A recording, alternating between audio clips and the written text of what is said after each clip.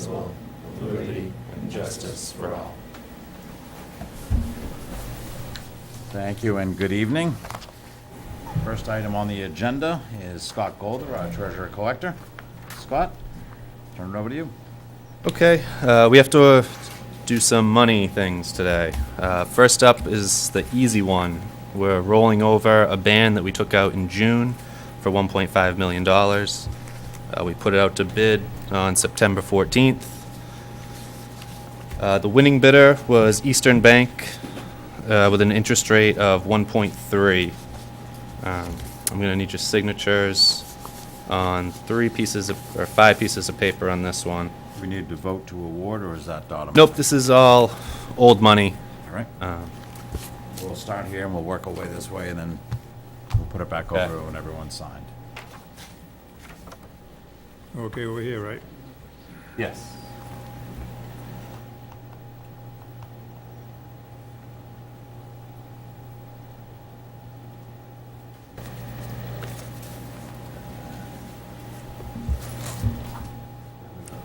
Yep.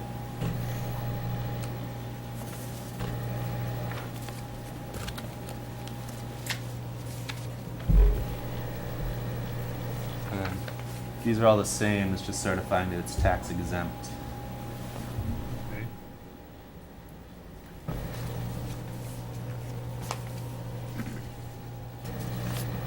It's like a lot of signing to do, Scott. This is a big one.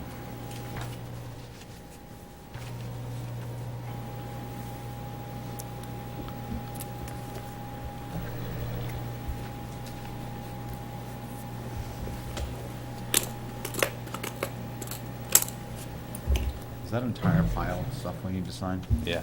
Okay, what I'm going to do is I'm going to entertain a motion to sign all the documents required for lending and borrowing from the treasurer, and then we'll take a recess as we complete the signing. Is that okay? Absolutely. So moved. Do I have a second? Second. All those in favor? Aye. I'll motion for a brief recess. So moved. Second. All those in favor? Aye. Thank you. We are in recess.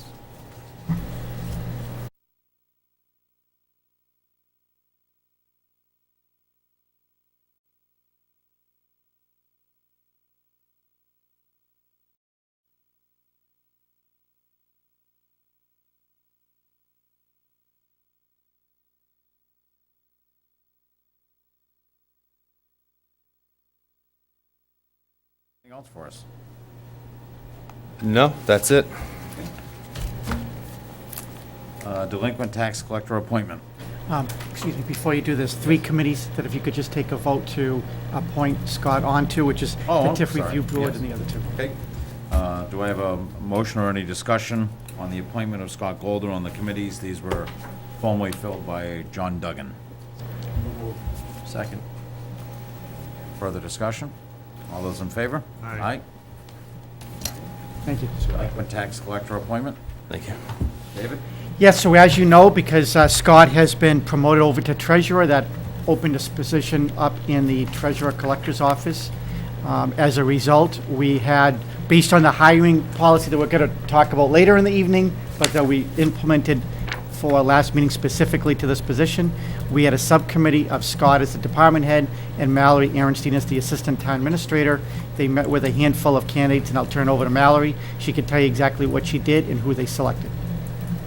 So we went out, we posted for the position, and we interviewed together 4 candidates, and the 2 of us agreed that Jean, who is behind me, I'm sorry, Jean was the standout candidate. She had 13 years of experience with the town, and prior to that, very similar experience, 16 years at a private firm company where she rose through the ranks there. Jean is an excellent employee, and I am very happy to recommend her appointment to the delinquent tax collector. I don't know if Scott has anything to add, but I second everything Mallory said. I'm looking forward to working with Jean. Very good. Board, any questions? No, I'll make a motion to appoint Gene Upton to delinquent tax collector. Have a motion and a second. I think it's the next choice. I'll second the motion. Okay, any further discussion or questions? All those in favor? Aye. Aye. Any opposed? So moved. Congratulations, Gene. Thank you very much. Congratulations. Okay, Okay, David, municipal aggregate. So municipal aggregation, as you know, a handful of years ago, town meeting approved and authorized the Board of Selectmen to entertain the notion of being able to aggregate electricity on behalf of the municipality. For some people, it is a boring topic. For some people, like Mark, it is extremely exciting. And so Mark is here representing Colonial, which is a consulting firm that the town hired in order to be able to assist us with this. It's a pretty laborious program because the process includes getting everything approved through the Department of Public Utilities, and we have now gone out to bid. So I'm going to turn it over to Mark. He will be able to provide an overview, and at the end, I will ask the board for a couple of authorization votes. Mark Capadona, Colonial Power. I'm not sure, did you want me to explain kind of aggregation as a total, or just kind of where we are now? I think where we are now, Okay, so, subject to whatever they would like. and I'll answer any questions that come up. I think the biggest hot button item is that everyone knows it's an opt-out municipal aggregation. So that everyone's included in the pool unless they opt out. Anyone can opt out or opt in at any time. Where we currently are, you've kind of got all the way through the laborious part of it. You have an order from the Department of Public Utilities, you've gone out to bid, and now it's time to make some decisions about how you want to procure energy. Do you want to do a long-term procurement, meaning something longer than 12 or 15 months? If you can go out 24, 36, you can go out as long as this board wanted to go out. That your statute would allow. Do you want to have green energy? Do you want to have something that's to green up the load, meaning that it has a renewable Could we ask portfolio? questions as we're going along? Well, Interactive. come back to the first thing now. Sure. Would it be advantageous to us to be on short term, so you can take advantage if anything comes along, or go on the long term like you explained? So it would depend upon, if you're looking for stability, Right. then something longer term is definitely what you're looking for. If you're going to look to do something short term, you're going to have the same thing that basic service is delivering to you now, kind of those whipsaw rates where you'll see something go from 12 down to 8, back up to 13, then back down to 9. So there's some benefits to both. It really depends upon what you're looking for, and that's why I like aggregation. You get to make the choice. You get to make the choice, not the state or the utility for you. So currently, last Thursday, pricing as of Wednesday, we went out to bid just kind of for a trial run, just to show the town what was going out there, what was going on in the marketplace for final pricing tomorrow. That being said, we had a call, talked about what pricing was available. There's about 14 towns that we've kind of combined together. There's an option to go together or to go alone. Again, that's the town's choice depending on how pricing comes in and how the rest of the group feels. So I think at this time, what the administrator is looking for is to get some guidance from this board, term, if they're looking for green, just a standard product. Those are the kind of decisions that need to be made at this time. Have any other communities taken votes on if they want to do a regional buying as of yet, or? So I've heard from 2 other communities that were interested, if other communities were interested down in this load zone. So there is some interest. The unfortunate thing is the way people were pricing, it wasn't as advantageous as we had hoped. So many of the communities would do better on their own than they would in the aggregate. Meaning, and I don't mean to bore anyone, your load profile is actually better than the groups. So with that said, the regional one is about 7 towns, and it stretches all the way from here to Millville. So in order for us to take advantage, in order for us to take advantage, Probably say this. well, that's exactly, where's West Bridgewater? Scrooge doesn't live in West Bridgewater, though. That's Google, right? Oh, that's Whoville, thank you. And that's the Grinch, that's Scrooge. Oh, That's all right. They're thinking, I was close. Yeah, very close. It's okay. They're thinking we have a state university, so. Right, and a prison. Yeah, exactly. So with that said, I've met with Selectman Kinahan earlier, and we talked about this earlier on the phone as well. We have, unfortunately, the pricing is confidential. That's why we couldn't put it in the packet, because it's a public document. But we have some preliminary pricing from last week. And so what we'll do is we'll match that up as to what the final pricing comes in tomorrow, as they all jockey for position. And then a decision will have to be made tomorrow. I think the key is that the winter rate from National Grid is going to be about 12.6, And it looks like right now, no matter what term we choose, would actually be lower than that 12.6. So it looks like it's probably advantageous to go that route. Then it's a matter as to what term and how we want to source our energy, whether, meaning, do we want to just do it through a traditional power plant, or do we want to use some type of a green product during the process? I think that the spirit of what we discussed before in the past at this level and at town meeting was to do what we could to make it as cheap as possible for all residents and businesses in town. So if that's the case, I would think that we would just be looking at going with whatever power source is the cheapest. And then I would ask, if the board is so inclined, is to authorize Anthony tomorrow, or Chairman Lawrence, or Selectman Morero, whichever one that can coordinate with me tomorrow, so we can discuss it once the final pricing comes in, and then authorize me to be able to sign the contract if that's what you choose to do. This covers the residential as well as the business. It does. It's every meter that's on basic service in the town. So whether you're a commercial or industrial or residential, if you're still getting your electricity supply through National Grid's basic service, you'd be part of the program, or have the ability to be part of the program. And so, Mark, correct me if I'm wrong, but what will happen is, in theory, we sign the contract tomorrow. Correct. That's going to generate an opt-out postcard Yep, or mailing. Yes. That is then going to go to every single person with a meter in the town of West Bridgewater. And they will have an opportunity to be able to sign it and send it back in, and that way they would opt out of the program. If they choose not to sign it or do nothing with it, then they would automatically be enrolled in the program. And my understanding is that this program, whether we do it 6 months or 2 years or whatever, becomes effective November 1st of 2017. That's correct. And the one thing I want to mention is, just because someone decides to, whether it's opt out or stay in the program, the way the administrator has to have this program written up is, there's a free opt-out without fee or penalty at any point during the program. So you can decide to opt out and then join the program 6 months from now, or you can opt out and then join 3 months from now, and then get back out 6 months from now. There's never a fee or penalty to do it. The postcard answers one of my questions, which is kind of the outreach, but will there continue to be some marketing for those people that don't come on board? Yes, so, just so you can kind of see what in case that was a question, just so you can see, this is, I'm hopeful that the administrator might have some, sorry about that. You know, what I normally do is have an informational session, and normally, I was driving into town, maybe at the Council on Aging or something like that, during the day sometime. Thank you. And everyone that's going to be possibly enrolled will automatically get a mailing. So if you're going to be in, you get the mailing to make a decision. Also do something hopefully on the local cable station with kind of a public service announcement. We wanted to do a question and answer. We have all of those. Our website will have the whole town on Colonial Power Groups. It's going to be right there on the mailing that you get. So there's a pretty intense process that will start. If the contract gets signed, it will be the month of October that you'll see all of that happen. Okay. So. What does this do to do to people that have signed up? There's been people around that signed up people for a low rate. Are they going to be able to come into this, or they're going to have to say where they are?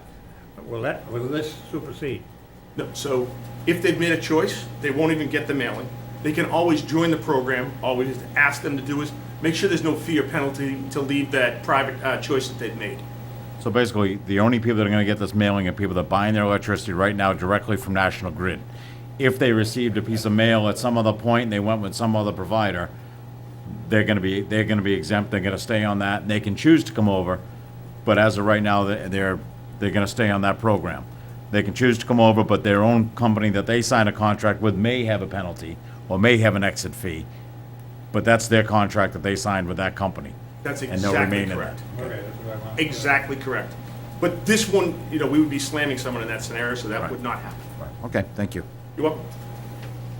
So the first vote we need is to authorize David as the signatory to sit down with one of the three selectmen.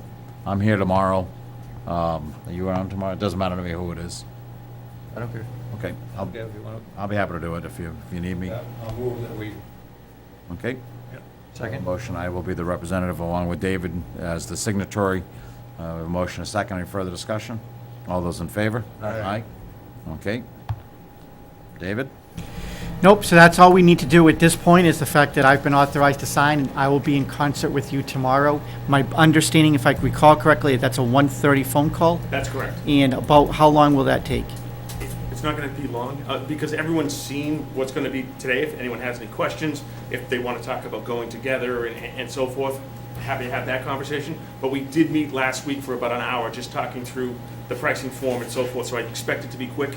I expect to have pricing to you by about 12:30, so that you can look at it prior to. Okay. And then if you have any questions, always feel free to give me a call in the office or email, whatever, so. Okay. You know, tomorrow's wide open to answer questions that people have. But I don't expect to be on that call longer than a half an hour. Okay, so that would be the process, is we'll know the information tomorrow, and then collectively we'll make a decision as to what term, if we choose to sign, and go from there. And do you have a recommendation, or we'll discuss that tomorrow when the numbers are final? Okay, very good. I'd just like to thank Dave, and I know he puts a lot of work in there, and he's been really good to us, explaining the thing. Those things go up, We all get started at the Old Colony Planning Council, what time there. That's exactly correct. Move from there, Correct. So it isn't something that we just got into there, that we studied and worked things out before we made any kind of a decision. It's been a long process. I know. Appreciate you. We appreciate it. Thank Yeah, you. thank you very much, I appreciate it. Scott, we good back there? We're all set. Excellent. All right, thank you very much. Thank you. All right, Knights of Columbus. Yep, so they're requesting, as they do annually, to be able to solicit businesses. These would be businesses in town that provide permission to them, and they're looking October 13th through the October 15th. It's really just a Board of Selectmen, I guess, authorization to allow them to do it. Motion to endorse the program. So moved. Second. All those in favor? Aye. Aye. Okay, appointment policy for local boards, commissions, and committees. At our last meeting, we challenged Dave to come back with a proposed selectman policy that would restrict appointments to boards, commissions, and committees for people that live in town and people that live out of town but may have an interest. And you have a proposal tonight, David. We do. So Mallory and I sat down and we took a look at this, and what we thought would make sense is that you have, I'd say, about 18 to 20 committees that you actually appoint to. There are a handful of them that have jurisdictional duties, and what I mean by that is the Zoning Board of Appeals and Conservation Commission both have some type of enforcement powers. So if we could have enforcement powers in the town, we think it would be wise that those should only be residents. The last one that we thought that made sense is Municipal Building Needs Committee. They don't have enforcement, however, they do have a bucket of money, normally somewhere between $30,000 to say $60,000. And since that money is taxpayer money from the town and can only be spent on municipal buildings in town, we thought it probably made sense for those to only be residents as well. So then we said, okay, we'll put all the other committees into the second paragraph of the second tranche.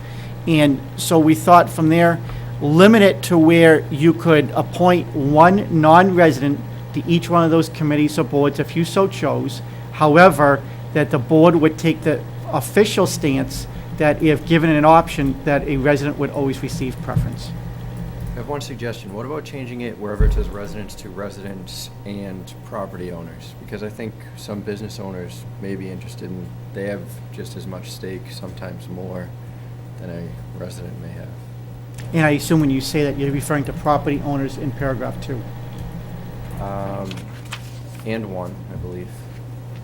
So wherever it says shall be restricted to residents and property owners? So my only concern in paragraph 1 is that if it's a property owner and not a resident, that property owners are normally, not always, but property owners are usually going to be the ones that are also going to have the filings with, say, Conservation Commission. So that immediately jumps out to me as a potential conflict. But, I mean, look, it's your policy. I would definitely at least like to amend the second paragraph. Residents and property owners will have priority. Yeah, I mean, I really would be concerned about having a non-resident on a zoning board of appeals that's determining a variance for business to come into town, I think the intent, especially since they could be competing with each other. All right, that's fine. so You want to make a motion to amend on the last sentence of paragraph 2, residents and property owners will have first priority? And I'd say, and, which is the board? The whole thing has to be reworked because you have no more than one individual not residing. Yeah, So that we too, have to that portion too. Okay, just in paragraph 2, angle though, that. But the spirit of it is to allow not just residents, but property owners as well. as a preference. It's a preference. Okay, yep, so we'll include that language. Eldon? Yeah, I agree with that. Okay, I have a motion and a second as amended. All those in favor? Aye. Aye. Any opposed? Okay. Special town meeting. Special town meeting. So we have a handful of items, not a lot, but a handful of items that I'm recommending to the board that we take up and hold a special town meeting for. Chiefly among them is that our interim highway superintendent at last meeting was looking to purchase a couple of trucks going into the winter plow season. And at that point, a local resident got up and said that he didn't think that it was a poor idea or a bad idea to get trucks or purchase trucks, but he was thinking that it might be better to get different trucks. So the two of them have met. They have looked at the information. I will, in full disclosure, state that they still have opposing views. But that's what, hey, it's taxpayer money, and therefore let the taxpayers decide. So with that said, there'll be a couple of other warrant articles as well. So what I'm asking the board is to vote to establish October 26th, I presume at 7 p.m., as the date for special town meeting at the auditorium in the middle senior high school. I would then ask you to take a vote to open the warrant, and then I would propose that we close the warrant on September 29th at noon. I'll move October 26th, 7 PM at the high school. Do I have a second? Second. Any further discussion? All those in favor? Aye. Aye. Move to open the warrant, Do I have a second? Second. All those in, closing date. all those in favor? Aye. Aye. Aye, Setting closing date, Eldon? yeah, September 29th? yeah. Do I have a second? Second. All those in favor? Aye. Aye. All right. Thank you. Approve Board of Selectmen meeting minutes for August 16th. And Treasurer Collector meetings of July 25th, 26th, 27th, and 31st. So moved. Second, All those in favor? Aye. Accept the meeting minutes of September 26th for review. so moved. Second. All those in favor? Aye. CPC application grant for town hall plaques. David? So, one of the items that I'm proposing that we place on the warrant is going to be a CPC article in reference to restoration of the World War I memorial plaque, which is in front of the town hall. The board has shown a sincere interest in being able to have that restored. We have a quote of around $2,300.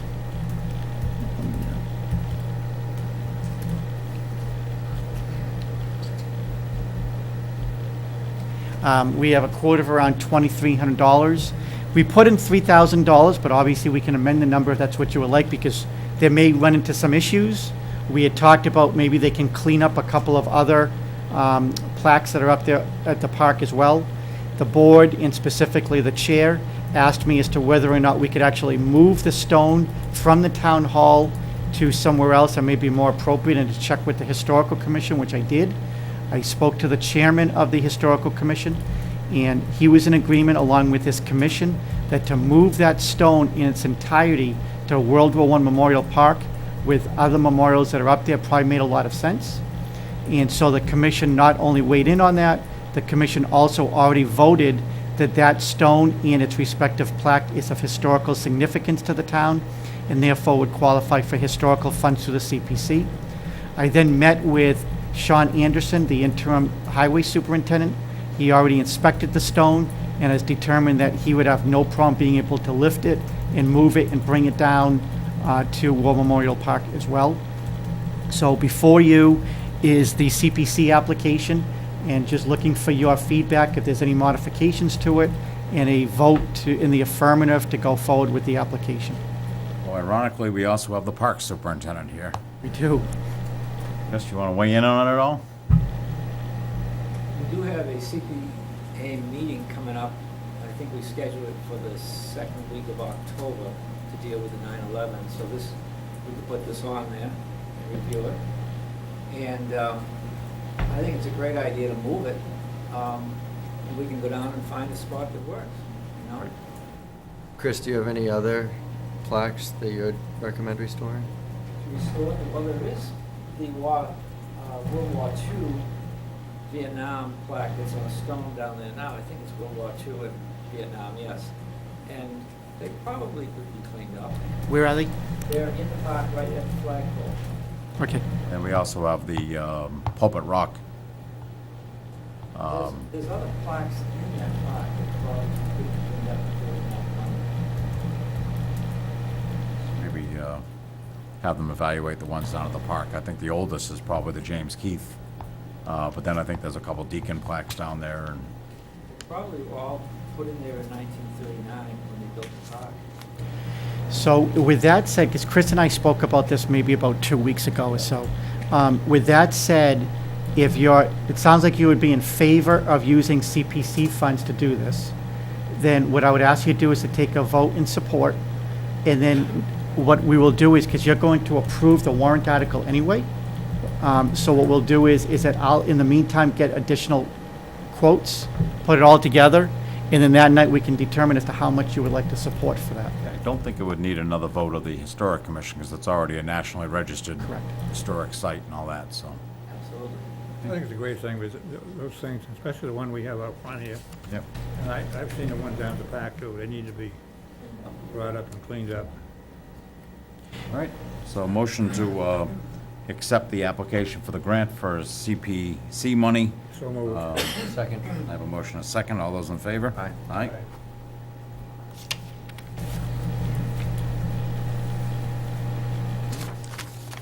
Assessment Center for Chief. So as you know, our fire chief has announced his retirement. And so we have to now, you as a board, have the appointment power. It is not a civil service position. So the process is that you have the flexibility and the power just to be able to appoint anyone that you would like without having to go through a formal process. However, this is a key department head. There's no doubt that we have some excellent internal candidates.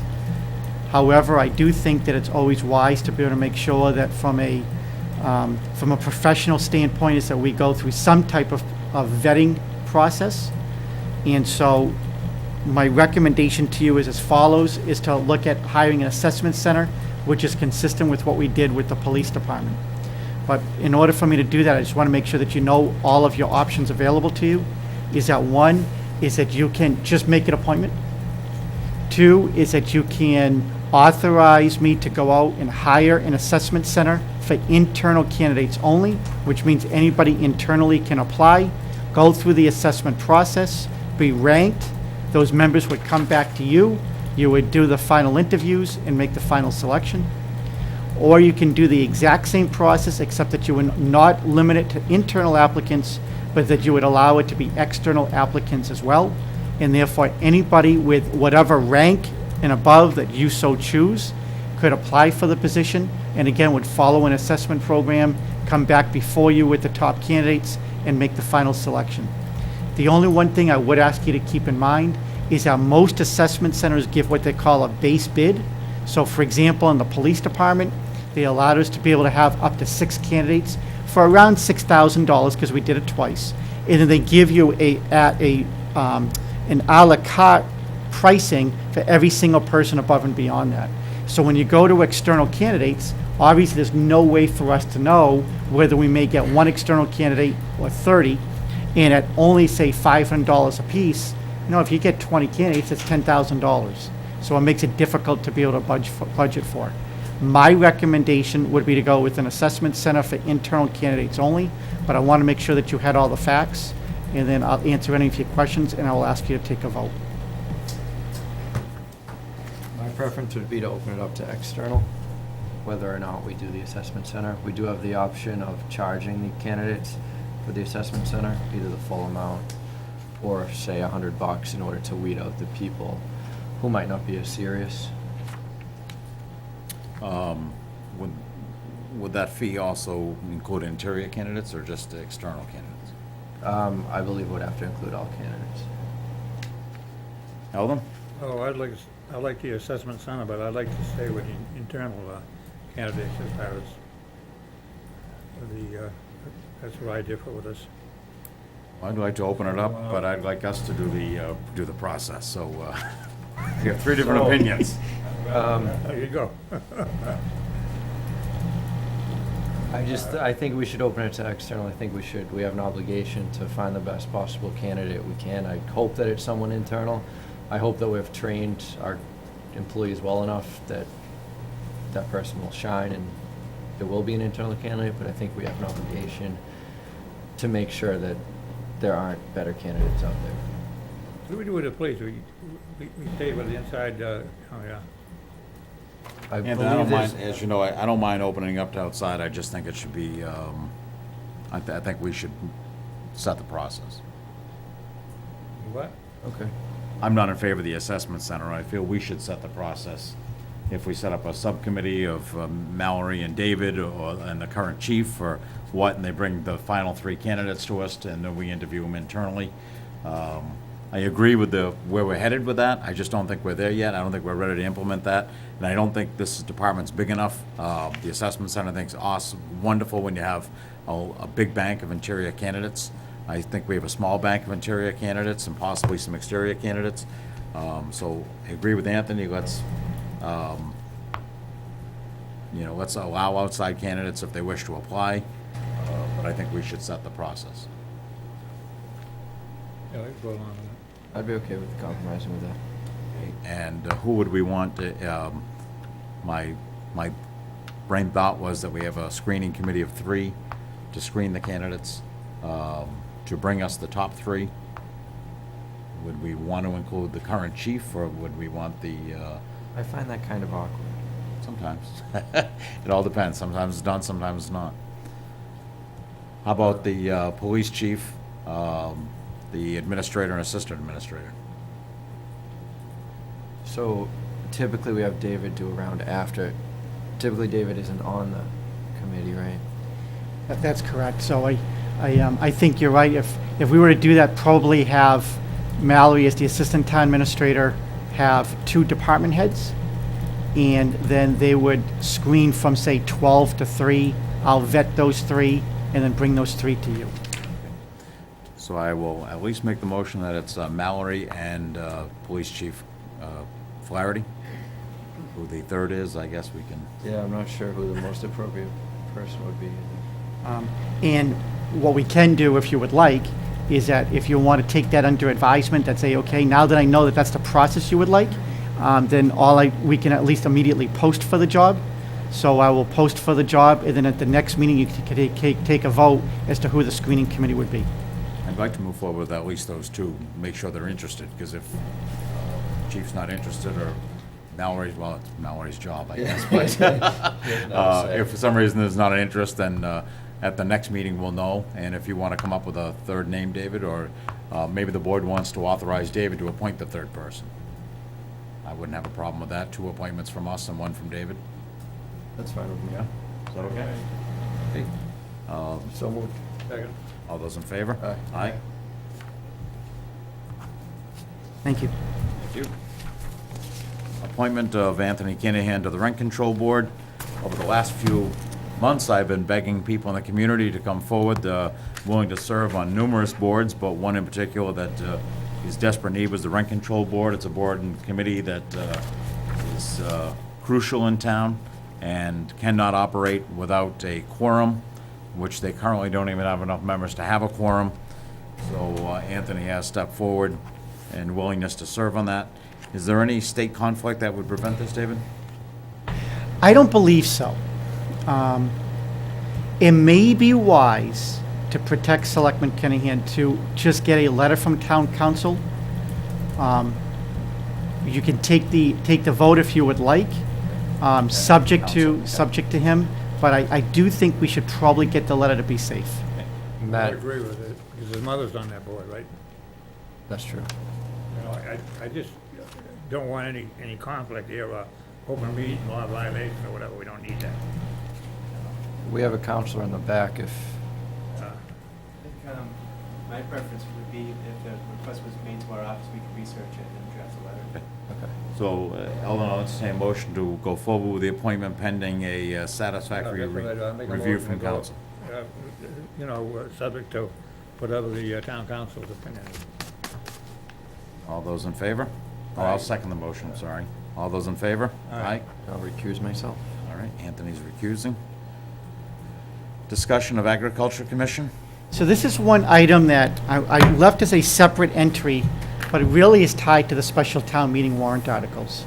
So your Agricultural Commission was established in 2010, where 4 members must be quote-unquote actively engaged in farming, and 3 members must quote-unquote have an interest in farming, totaling 7 members on the board. At this point, there are no members on the board that are actively engaged in farming. As Clint Howard, you can see in front of you, is being requested to be removed from the board, or being requested from the board for not showing up to his meetings. So obviously, we can attempt to find people to be able to serve on the commission, or what we can do is that we can go back to the town meeting and see as to whether or not we can amend that article that requires actively engaged in farming to just residents, or whatever else it is that we would like to do. And we don't have to do it, but I figured I would put it out there and have the board advise me as to what you're thinking. I think at the very least, David, we bring it down to 3 and 2. 3 engaged in farming and 2 interested in farming. That would help at least, and then maybe you can have some members at large if we wanted to, but I think dropping the number down. We do have 3 or 4 active farms in town. They're all aware of the committee. If they're not willing to serve, then they're not willing to serve. I mean, we're pretty limited on our choices when it comes to that aspect. So right now, it's 4 actively engaged. What you would recommend is we move 4 to 3. And right now, there are 3 interested in farming, move that from 3 to 2, which means you would make it into a 5-member board, or would you prefer it to be a 7-member board, meaning it's those 5 plus 2 at large? I just think when you have a board that size, it's very hard to ever get a quorum. So just make it as 5. Maybe reverse that, David, so it's 2 members actively engaged and 3 of an interest?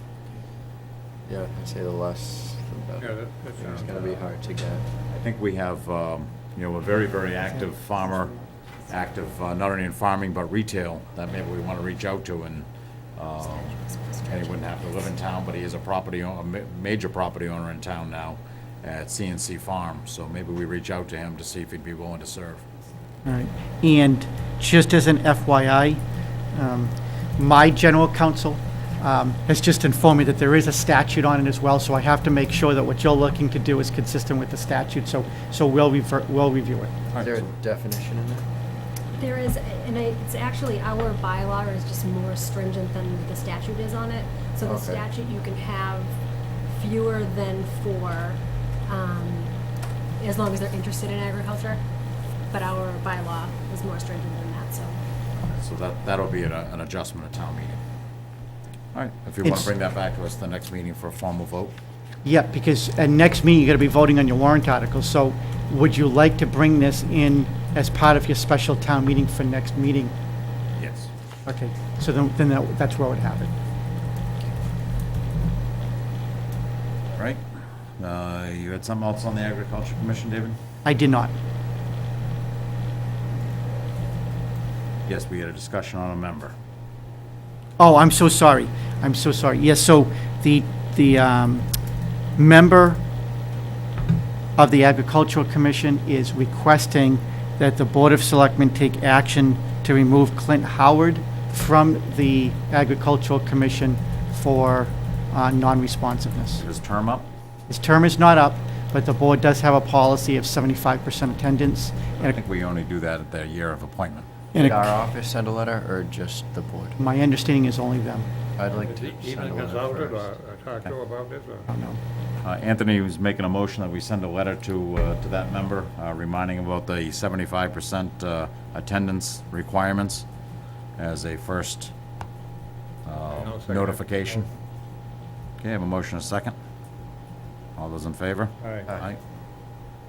Is there anything else on the Agriculture Commission? Nope. Okay. Transient one-day entertainment license for Berwick Boys. Yep, so they're looking to do a car show on October 15th. If there is a rain, if it rains that day, it would be October 22nd. They're looking for a one-day entertainment license. So moved. And I think we should consult the police there, because I think there's, Yep. Yep, Yep, Chief Flaherty has signed off. I'm sorry, I should have mentioned that. I'd like to waive the fee. Okay, and any signage should be removed within 48 hours of the event being over. Okay, I'll put that all in motion. Okay, so Second. Eldon, Yeah. okay, all those in favor? Aye. Aye. Communication reports from boards, commissions, committees, and town officials. David, do we have anything? We do not. I just want to say, Jerry, I think you did a great job there on the West Bridgewater Day. You had a beautiful day, and things seemed to go very, very well. And the people that attended there, they were very appreciative of Well, thank you, Eldon. It was a great day. doing this. I can tell you, I think so many organizations in towns, in town benefited from it, but so many town departments helped out to make sure the day was successful. The police department, the fire department always has a huge presence and takes great part in it. The parks department did a great job getting it ready. The highway department did a great job making sure the roads were cleaned, and really is a great day showcasing our park, but not only the park, the entire town and all the organizations that were there. And I want to thank everybody that helped support it. And of course, this was the first year it was officially sponsored by the Lions Club, and it was a very successful day. So thank you, and thanks to everyone for your support. Correspondence from the public to determine a course of action. Item may not be on the agenda. I have none. Public comment period. I'll start out by saying October is Breast Cancer Awareness Month, and we annually take our vote to officially recognize it as a town. Tracy, if I could put you on the spot for a minute. Texas Roadhouse has donated two $30 gift certificates. What I'd like to do is every town hall employee or every town employee that wears pink on Fridays will receive a ticket, and at the end of the month, there'll be a drawing for those two gift certificates for everyone taking part in the Pink Pride Month on Fridays.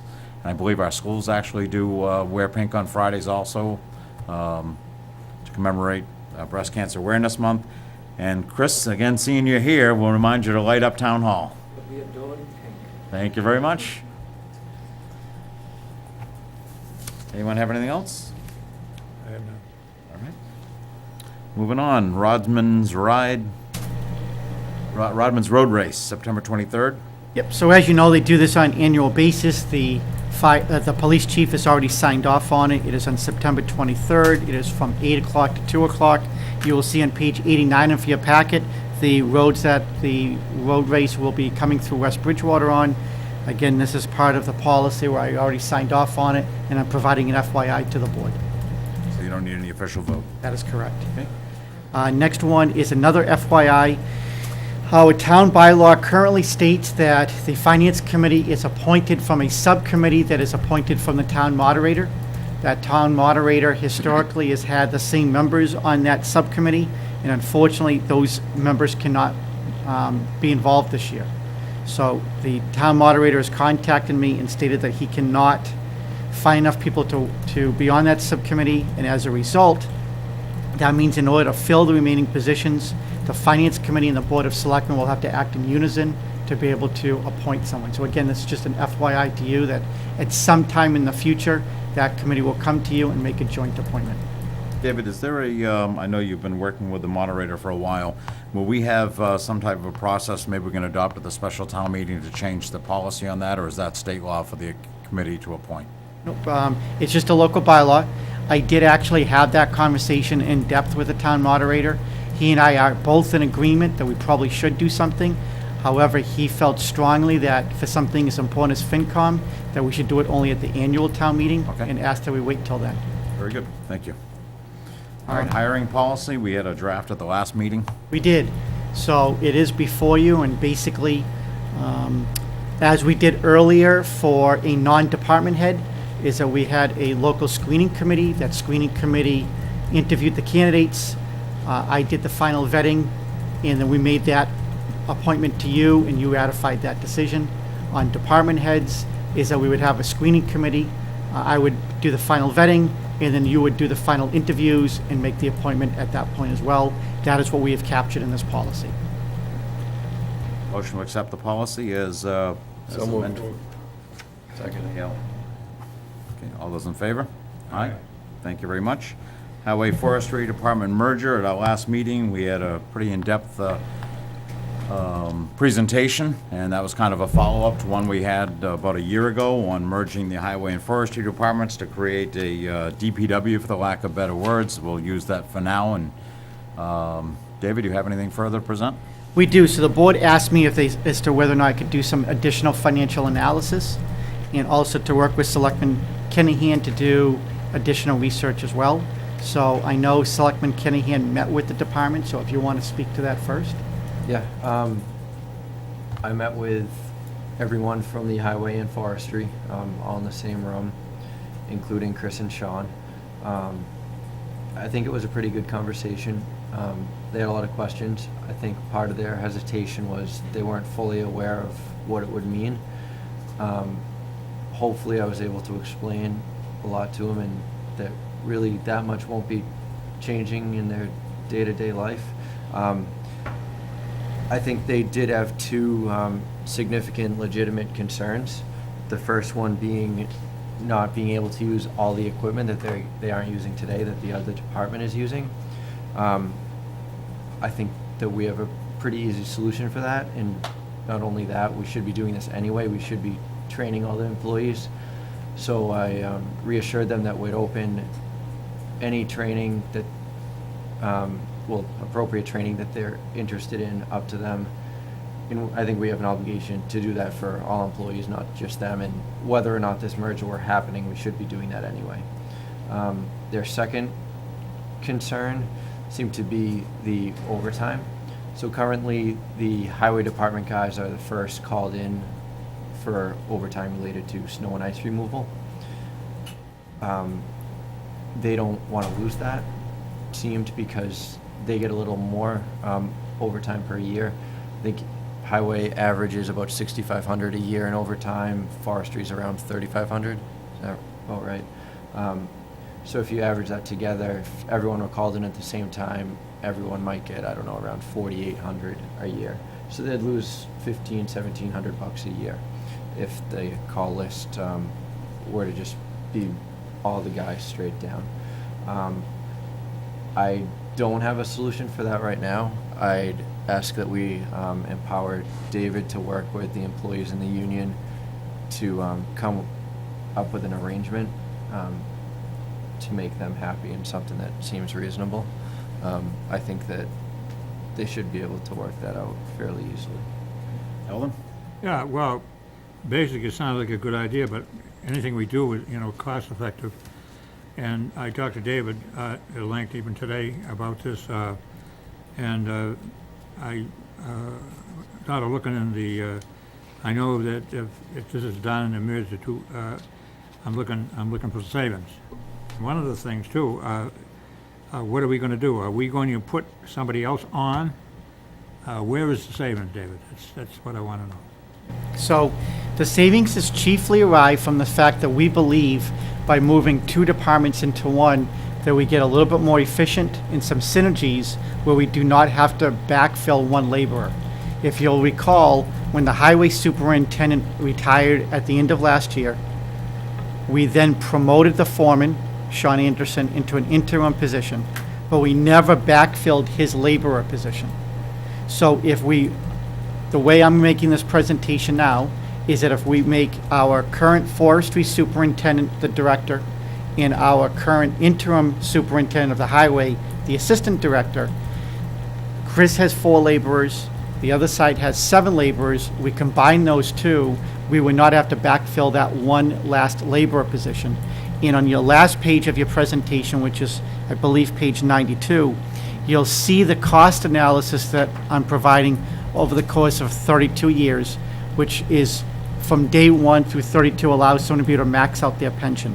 Obviously, there's some assumptions in here, but based on 2.5% to eventually 2.25% raises, along with healthcare costs and other ancillary costs, you're looking at an average savings per year of about $114,000, and an aggregate savings of somewhere around $3.6 to $3.7 million. The one thing to keep in mind is that this analysis did not add for overtime. As Selectman Kinahan said earlier, there is a sizable difference between what one rate of employee currently averages versus another. That will get worked out over time, but because that number is so variable, I didn't want to mislead anyone by including that into the presentation, so that's why it's not in there. But to answer your question specifically, is that this would appear to be a reasonable amount of savings on an annual basis in over a 30-year career. Are those salaries going to be raised? Yep. So what I did in the analysis here is that we have already proposed to the unions a 2.5% increase over the next 3 years. So in years 1, 2, and 3, I've already accounted for a 2.5% raise, and then from years 4 through years 32, I account for a 2.25% annual raise, which on average is probably fairly accurate. So that way, you'll see over 32 years, somebody who's making $22.40 an hour now would eventually be up to $44.87. And then I followed that formula all the way through. And that's the analysis in front of you. I looked at, in working this and evaluating the departments, I think one department's understaffed and for everything they've taken on and everything that they do, and the other department's adequately staffed. What we're going to do here is unify the staff to be one staff to accomplish all the goals, one set of equipment, one set of maintenance, one leader with one goal and one vision. And I think even though there is substantial dollar savings, you're going to get more for less. And I truly believe that unifying this department, we're going to have a very strong department. We have a lot of men that are going to be well utilized. They're going to produce a better product, and the taxpayers are going to get more for less. And it's not very often we can do that. And I truly believe that'll be the outcome. And I have a lot of faith. At the last meeting, I believe I made a motion that Anthony and David sit down and do some more work and research on this. They brought it back. I'd like to continue seeing the team do the negotiating, anything with the union, working as a team to bring that back to us. But I very, very strongly feel we need to move forward with this, and I'd like to see it start tonight with a vote. Okay, I'm in agreement. I think there is financial savings, although, in all fairness, this says 59 for the first year. We'll have to have $5, $10, maybe $15,000 in training, so we won't save the full amount, but it will still be significant. And over the course of time, there might be more additional training, but it will still have significant savings. So I think we'll have the financial gain and the efficiency. So when each side of the That's the department, thing, you got financial and you got efficiency, that's the so key things that. Truly believe it's a win-win.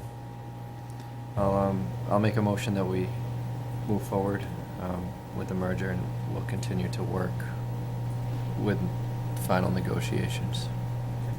I'll second the motion. Okay, I have a second, so this will officially merge the Highway and Forestry Department.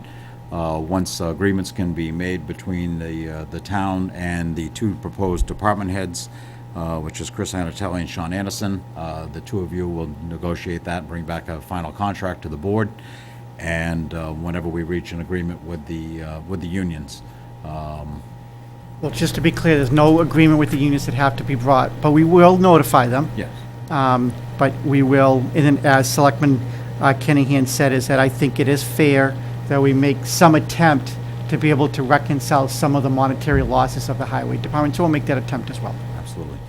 Okay, we have a motion, a second. Any further discussion? All those in favor say aye. Aye. Aye. Any opposed? It is passed. And Mr. Chairman, I would also ask, just because it would be helpful in our communication, you referred to it earlier, but I'd like to make sure that I'm clear.